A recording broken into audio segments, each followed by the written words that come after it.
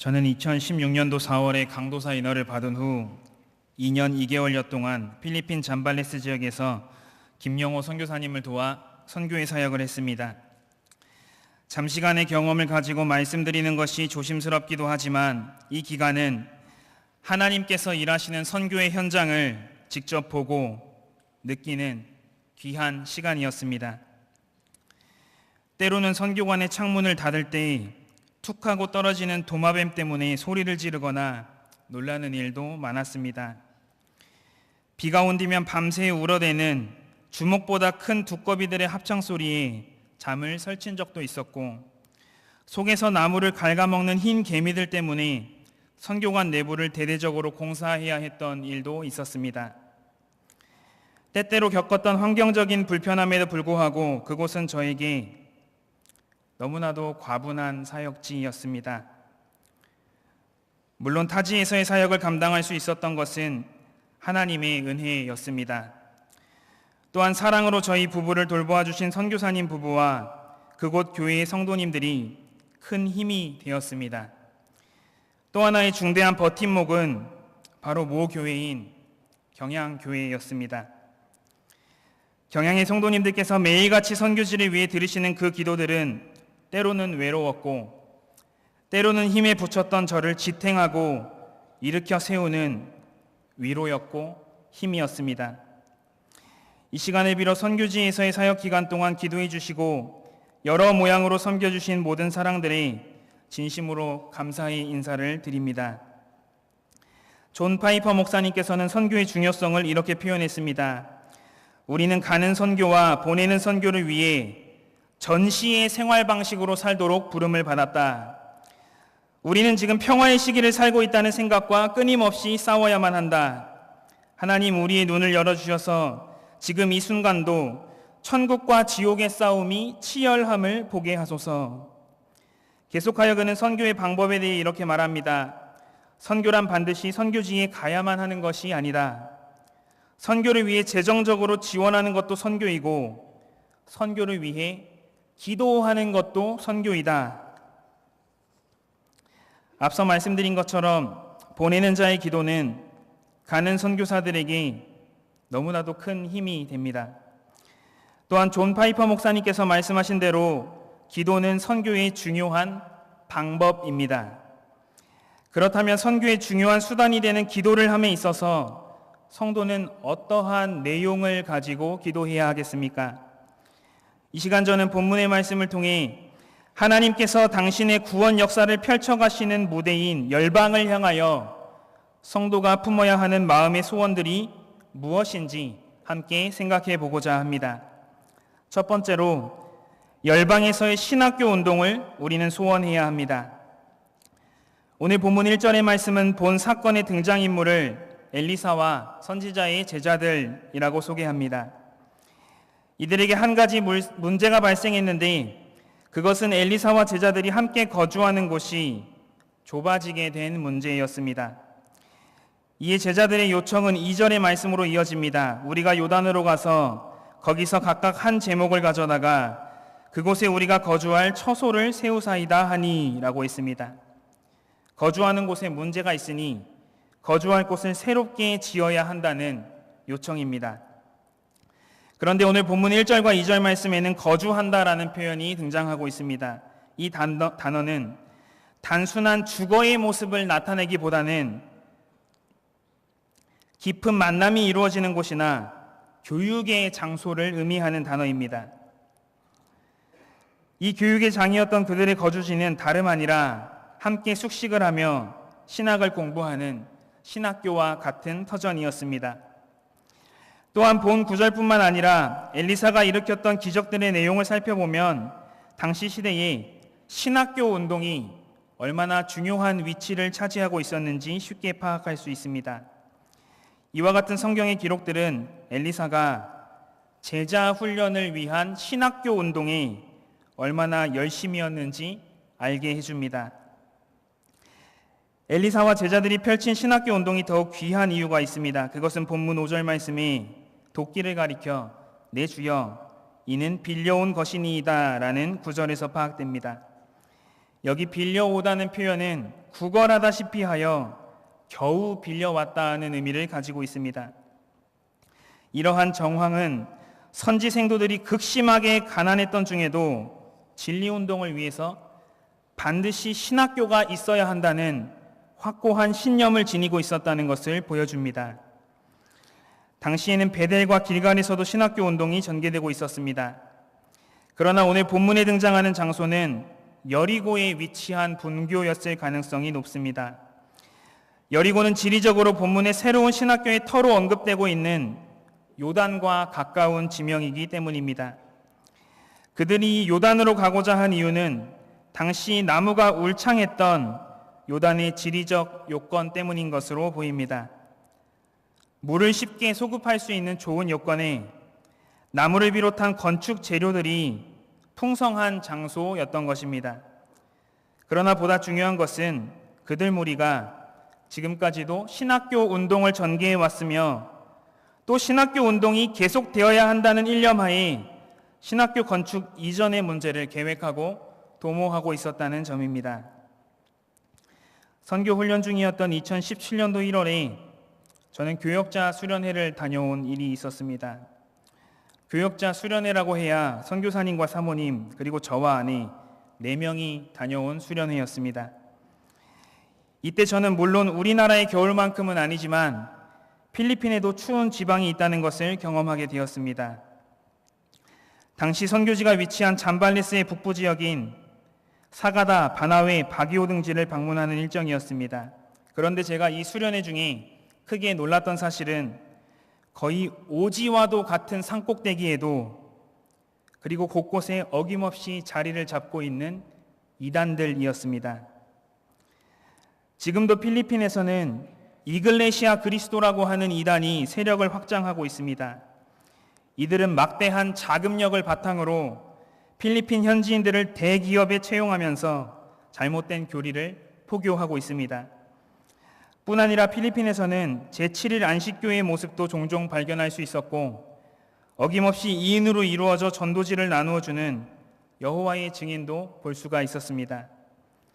이단의 미혹은 비단 우리나라뿐만이 아니라 이 종말의 때를 통과하는 전 세계가 마주한 심각한 위협인 것입니다. 이러한 시대상은 바른 신학으로 선지 생도를 양성하는 신학교 운동이 우리나라뿐 아니라 선교지들에도 반드시 필요함을 요구하고 있습니다. 로잔 언약에서는 이렇게 선언합니다. 세계 복음화는 온 교회가 온전한 복음을 온 세계에 전할 것을 요구한다. 복음을 온 세계에 전할 것을 요청한다는 이 명확한 선언에는 온전한 복음을 전파한다라는 수식어가 명시되어 있습니다. 즉 선교는 바른 복음, 바른 진리를 전파하는 것을 분명히 전제로 합니다.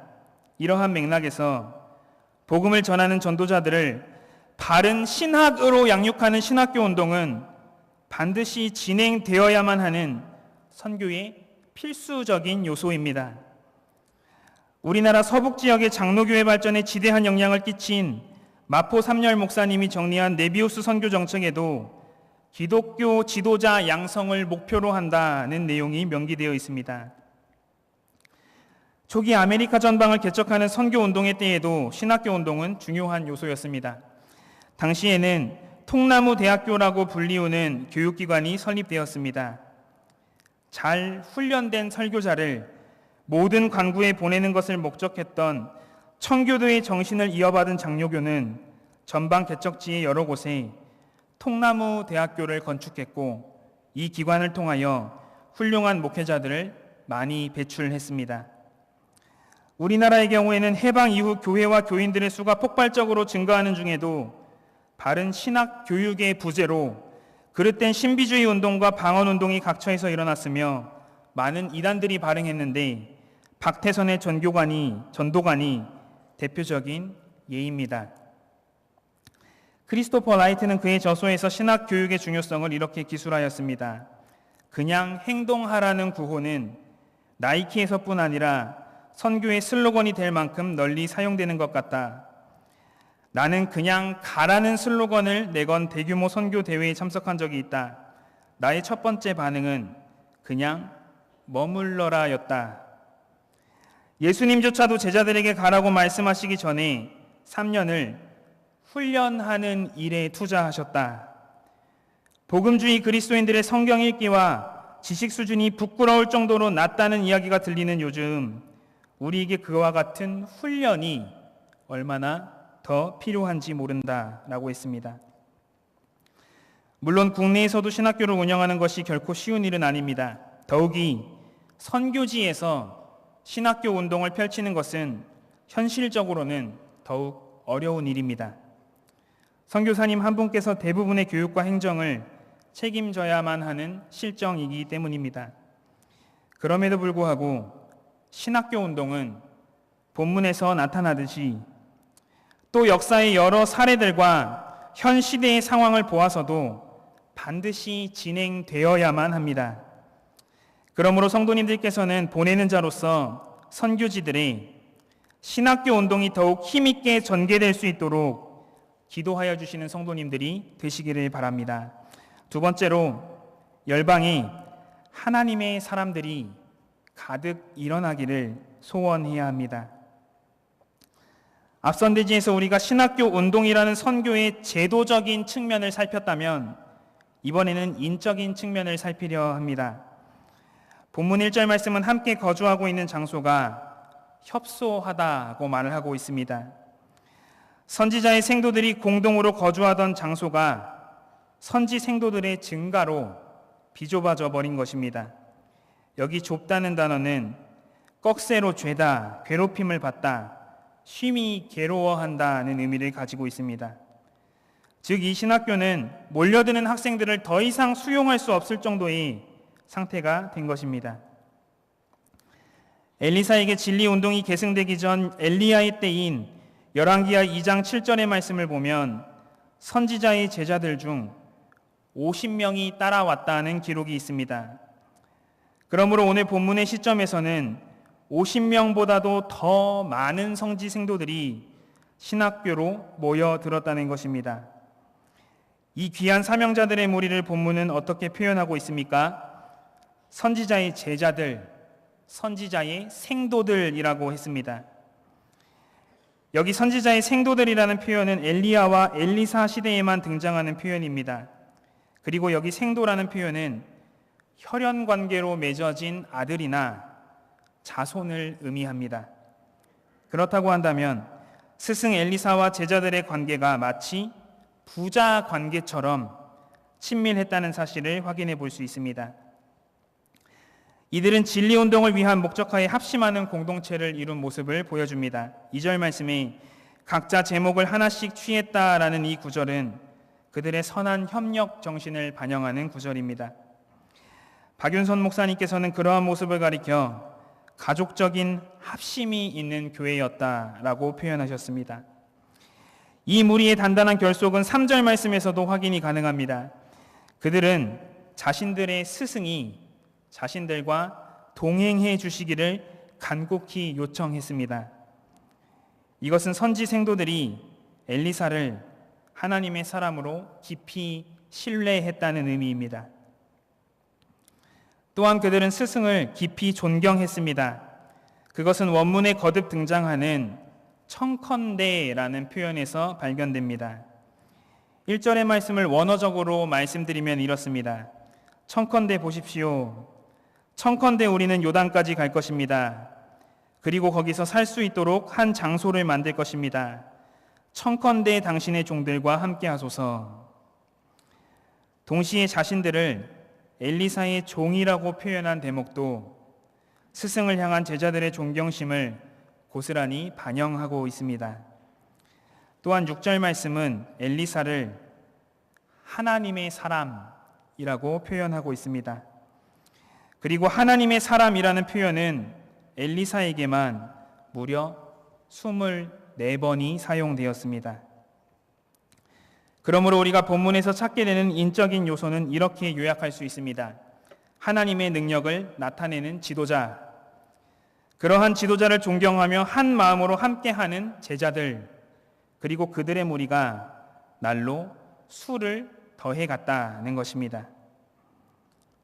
존 칼빈은 이렇게 말했습니다. 복음은 우연히 비처럼 구름에서 떨어지는 것이 아니라 하나님이 보내신 사람의 손을 거쳐 전해진다. 하나님께서는 사람을 통하여 당신의 구속사를 이루어 가신다는 표현입니다.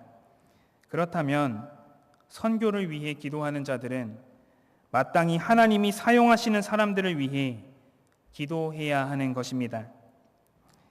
신학자 윌슨은 엘리사와 같은 참 선지자가 신학교를 연다면 사역을 꿈꾸는 사람이라면 누가 가지 않겠는가 라고 말했습니다. 출애굽기 11장 3절 말씀에는 모세는 애굽 땅에 있는 바로의 신하와 백성의 눈에 아주 위대하게 보였더라고 기록되어 있습니다. 가장 한국적인 미국인 선교사로 불리우시는 한보선 선교사님을 회상하는 기록을 소개해 드립니다. 한보선 목사님은 선교사로 대를 이은 집안의 출신으로 한국에 파견된 유명한 선교사였습니다. 한국말도 아주 잘했고 시골에 선교를 나가면 가난한 농촌에 반찬 없는 밥도 마다 않고 비위생적인 화장실도 불평 없이 잘 견디시는 분이었습니다. 중요한 표현은 모시고 다니다 보면 그에게서 참 선지자의, 참 선교사의 모습을 느낄 수 있을 정도였습니다. 라고 회고합니다. 우리는 먼저 파송을 받으신 선교사님들께서 말씀드린 사례들과 같이 그들이 하나님의 사람들이 되시기를 기도해야 합니다. 또한 그와 같은 지도자를 성심으로 신뢰하며 존경하는 제자들의 수가 날로 더해 갈 수 있도록 기도해야 합니다. 하나님의 말씀을 듣지 못할 기갈의 시대가 점차 임박하고 있습니다. 우리 조국의 경우만 보아도 신학생들의 수가 현격하게 줄어들고 있는 추세입니다. 하나님께서는 이와 같은 시대를 미리 내다보시고 경양교회를 통해 별들의 운동을 펼쳐오게 하셨고 7년 흉년의 시기를 준비하도록 은혜를 베푸셨습니다. 이제 우리는 이와 같은 별들의 운동이 경양교회에서뿐만이 아니라 선교지들에서도 일어날 수 있도록 기도의 지경을 확장하여 시급하게 기도해야만 합니다. 비록 우리의 눈으로 보기에는 진리의 무리가 소수이지만 하나님께서는 당신의 구원 역사를 위해 여전히 바알에게 무릎 꿇지 않은 7천인을 남겨두셨습니다.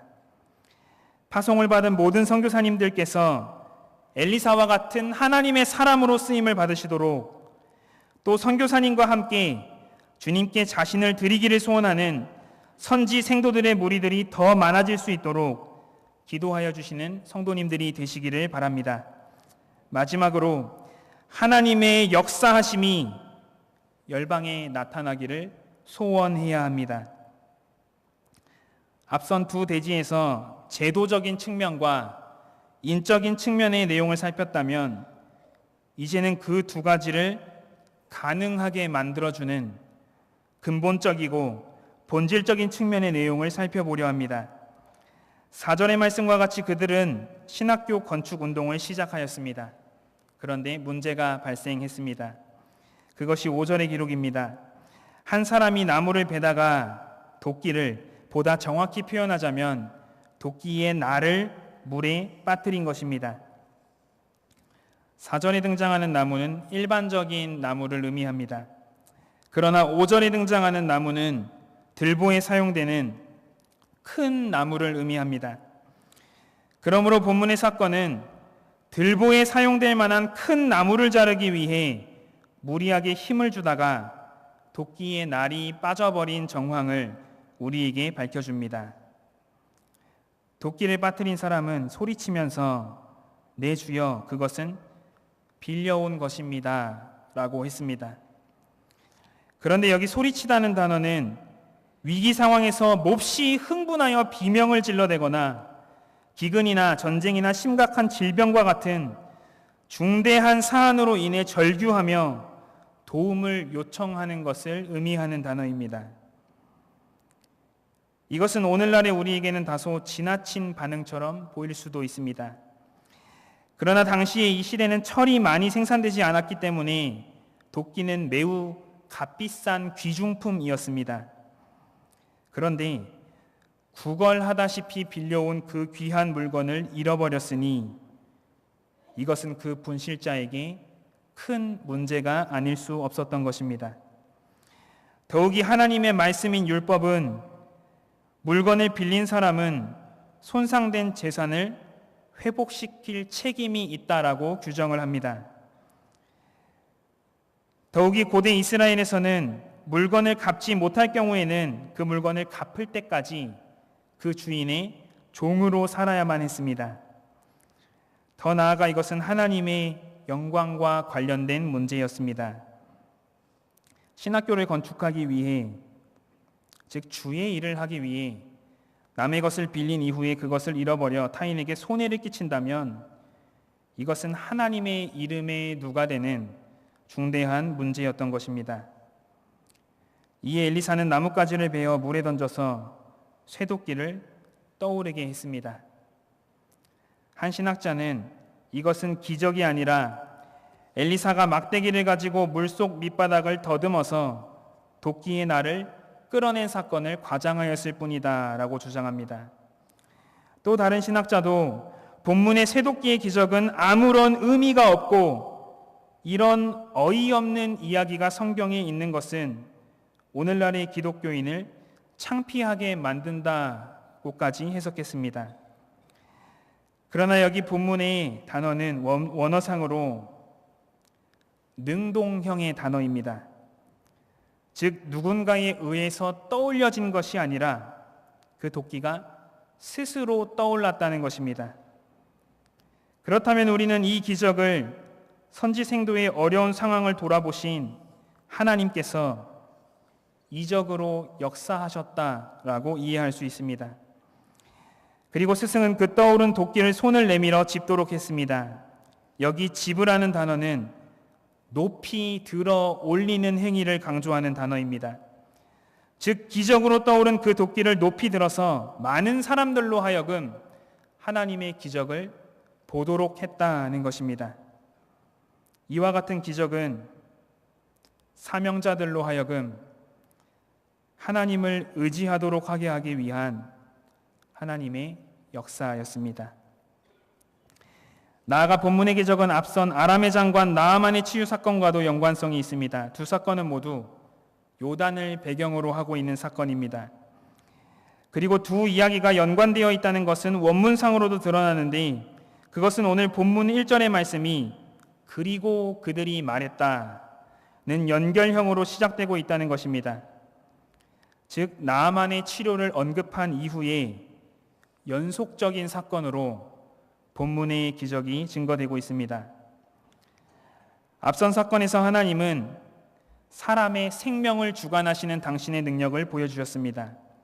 그리고 오늘 본문에서는 사물과 자연을 주관하시는 하나님을 증거하고 있습니다. 쉽게 말해서 우리가 고백하는 절대 주권의 하나님이 이 두 가지의 기적을 통해서 우리에게 계시되고 있는 것입니다. 신학교를 건축하고 있는 당신의 선지 생도들에게 하나님께서는 온 우주를 통치하시며 역사하시는 당신의 능력을 보여주셨습니다. 선교는 분명히 신학교 운동의 제도적인 측면을 요구합니다.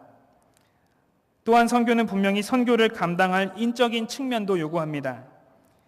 그러나 이 두 가지에 앞서 더욱 중요한 것은 이 두 가지의 요소들이 하나님의 손에 의해 사용되어야 하고 하나님의 손에 철저히 붙들려야 한다는 사실입니다. 한 주석가는 이 기적을 이렇게 해석했습니다. 하나님께서는 작은 일에서부터 큰 일에 이르기까지 모든 상황에서 우리와 함께 하신다. 단순하고 사소한 사건을 통해서도 하나님의 구원을 경험할 수 있다. 하나님께서는 지극히 사소한 일에까지 관심과 배려를 아끼지 않으신다. 그러므로 성도들에게 있어서 주님께 맡기지 않아도 좋을 일이란 없으며 우리의 일평생 동안 매 순간 주님과 동행하기를 힘써야 한다라고 했습니다. 북아메리카의 인디안 선교를 위해 일생을 바친 데이비드 브레이너드의 일기를 몇 편 발췌하여 소개해 드리려고 합니다. 10월 6일, 오늘 밤은 주께서 내 옆에 계시사 내게 용기를 주시고 강건하게 하셨음을 확신한다. 10월 9일, 새벽 4시경에 일어나 기도로 우리 자신을 하나님께 드리고 그의 특별한 보호하심을 구하고 5시경 귀한 여정을 시작하여 꾸준히 여행을 계속하였고 저녁 6시경에 불을 피우고 움막을 만들고 잠자리에 들었다. 밤이 깊어오면서 거룩한 주제에 대한 선명하고도 편안한 생각들이 들었다. 밤중에 늑대들이 주위에서 울어댔으나 하나님께서 우리를 보호하셨다. 10월 12일 여행의 기진맥진함과 특히 도보로 걸어야 하는 상황에서 하나님께서 놀랍게 나를 지탱하여 주셨다. 계속하여 나를 보호하시는 주께 찬송을 돌릴 것이다. 10월 14일 하나님께서 나를 도우사 하나님의 진리를 이례적으로 선명하게 다룰 수 있게 하셨다. 소개해드린 몇 편의 일기뿐 아니라 그의 사역 일지에는 하나님이 도우셨다는 고백으로 가득 차 있습니다. 박윤선 목사님의 자서전에는 이런 기록도 있습니다. 1987년 4월 27일에 박윤선 목사님의 성역 50년을 기념하여 감사 예배를 드렸습니다. 예배 후에 기념 논총인 경건과 학문을 받으신 목사님은 진솔한 두어 마디로 답사를 대신하셨습니다. 나는 83년 묵은 죄인입니다. 내가 무엇을 이룬 것이 있다면 그것은 모두 주님이 하신 것입니다. 우리는 선교지의 신학교 운동과 주의 종들을 통해서 하나님께서 일해 주시기를 기도해야 합니다. 우리는 현대 선교의 아버지로 불리는 윌리엄 캐리의 선언처럼 하나님으로부터 위대한 일을 기대하는 자들이 되어야 합니다. 선교에는 바른 신학을 가르치는 신학교가 필요합니다. 또 그 신학을 전할 통로인 신실한 일꾼들도 필요합니다. 이 두 가지는 너무나 중요한 선교의 요소이지만 세 번째의 요소가 뒷받침되지 않는 선교는 속빈 강정에 불과합니다. 그러므로 우리는 첫 번째와 두 번째 간구에 더하여서 이러한 수단들을 통하여서 하나님이 역사해 주시기를, 그리고 선교지의 사명자들과 영혼들이 하나님의 역사하시는 손길을 날마다 경험하게 되기를 기도할 수 있어야 하는 것입니다. 하나님이 이끌어 나아가시는 구원 역사에는 기적이 있습니다.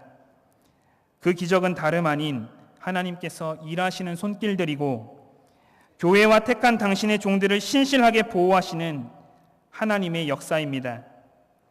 모든 선교지들에서 살아계신 하나님의 일하심이 결코 멈추지 않도록 기도로 힘을 모으는 모든 성도님들이 되시기를 바랍니다. 사랑하는 경영의 성도 여러분, 본문의 시대적 배경은 참으로 암울합니다. 배도와 윤리적 타락으로 이스라엘의 온 땅은 죄로 더럽혀져 있었습니다. 그럼에도 불구하고 우리 믿음의 선진들인 종교 개혁가들이 붙들었던 어두움 후에 빛이 온다는 진리가 오늘 본문에서도 밝게 빛나고 있습니다.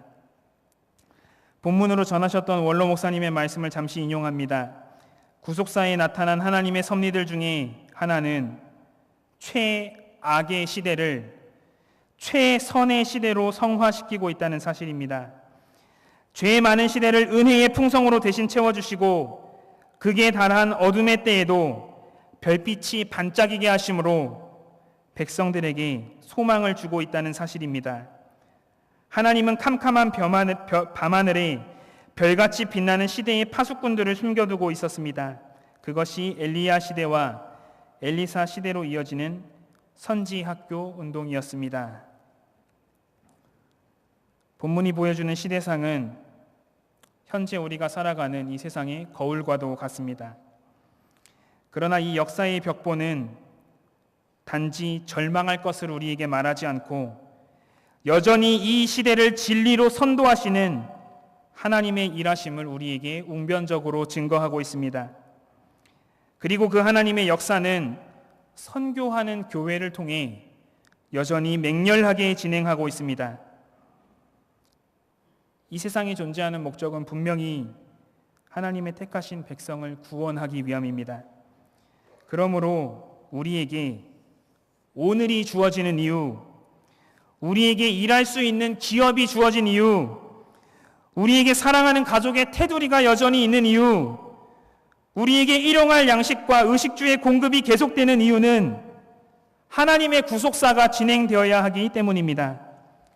목적으로서의 예수, 수단으로서의 삶을 성심으로 고백하는 성도라면 마땅히 삶의 최우선순위는 하나님의 뜻인 택자 구원의 역사에 고정되어야 할 것입니다. 주님의 명령 앞에서 세계를 향한 이 무거운 사명들을 경양의 성도님들께서는 지금까지 힘있게 감당해 오고 계십니다. 성도님들께서 그 어려운 삶의 여건들 가운데에서도 선교를 위해 드리는 귀한 헌금들이 하나님의 뜻이 이루어지는 귀한 도구들로 선용되고 있습니다. 무엇보다도 성도님들께서 선교지를 위해 기도하시는 그 기도들이 하나도 땅에 떨어지지 않습니다. 그 기도는 타지에서 분투하시는 주의 종들을 붙드는 능력이 됩니다. 그 기도는 타지에서 치열하게 펼쳐지는 진리의 전쟁을 승리로 이끄는 힘이 됩니다. 그 기도는 하나님의 손을 움직이게 하여 그분이 일하시게 하는 선교의 역사가 됩니다. 그러므로 부디 이 기도를 멈추지 마시고 더욱 삶의 자리에서 선교를 위한 기도를 불꽃과 같이 타오르게 하시기를 바랍니다. 성도님들께서 매주일 바라보고 계시는 우리 교회 예배당의 전면부에는 세계를 받은 교회라는 자랑스러운 슬로건이 새겨져 있습니다. 세계를 받은 교회의 성도들로서 지금까지 충성하셨듯이 더욱 힘을 다해 헌신하는 성도님들이 되어주시기를 바랍니다.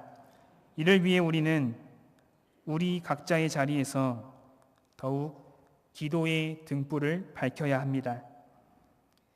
진리의 종들을 양성하는 신학교 운동을 위해서, 사역지에서 분투하시는 하나님의 사람들을 위해서, 무엇보다도 하나님께서 당신의 능력으로 선교지들마다 역사하시기를 위해 기도하시는 성도님들이 되시기를 바랍니다.